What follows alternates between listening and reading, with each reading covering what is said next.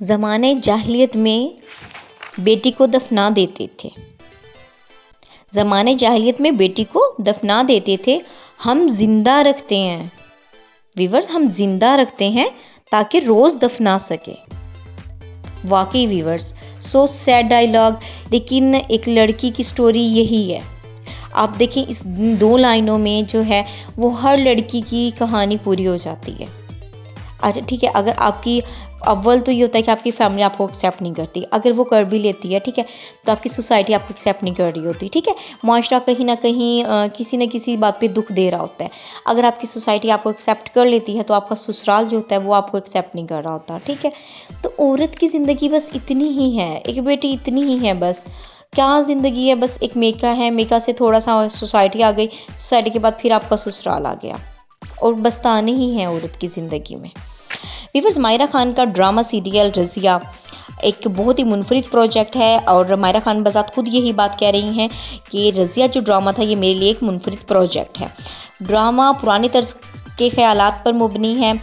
Viewers, पुराने नहीं कह सकती, इस दौर में भी बहुत सी रज़िया पैदा होती हैं जिनकी दादी को एक पोता चाहिए होता है और बाप को एक वारिस। माँ सिर्फ पैदा करने वाली मशीन है। ड्रामे का अंदाज़ मुकम्मल तौर पर समाजी है, हमारे माशरे से बहुत ज़्यादा करीब तर है। ड्रामा सीरियल रज़िया वीवर्स उस लड़की की कहानी बयान कर रहा है जिसके पैदा होने से उसके घर वाले खुश ना थे। वीवर्स, सिर्फ खुदा का फैसला समझकर उन्होंने समझौता कर लिया था। उसे हर मोड़ पर बेटे से कमतर समझा जाता था। खाने में, कपड़ों में, स्टडी में, हर मामले में उसे भाई से कम समझा जाता। बड़ी हुई तो माशरे ने उसे कमतर समझना शुरू कर दिया क्योंकि वो एक बेटी थी।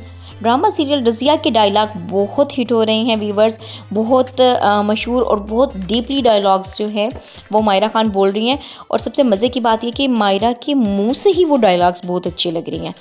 उन्होंने एक फ्लो में जैसे बोले हैं। और फर्स्ट एपिसोड आपने देखी है, आप फर्स्ट एपिसोड्स के जो डायलॉग थे, जो उनका वॉइस स्टाइल था, वॉइस के अप्स एंड डाउन्स, और एक ठहराव, एक अट्रैक्शन कि जब वो डायलॉग्स बोल रही थी ना, मैं तो उनकी डायलॉग्स में ही डूब रही थी। वीवर्स, आप भी प्लीज़ ज़रूर वॉच कीजिएगा।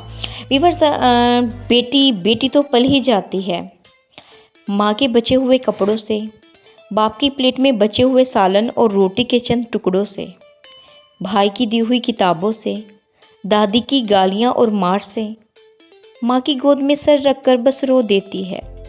बेटी तो पल ही जाती है। फिर ससुराल के तानों से, शोहर की मार से, और फिर से बेटी पैदा करने के डर से यूं ही ज़िंदगी ख़त्म हो जाती है। बस वीवर्स, बेटी तो यूं ही पल जाती है।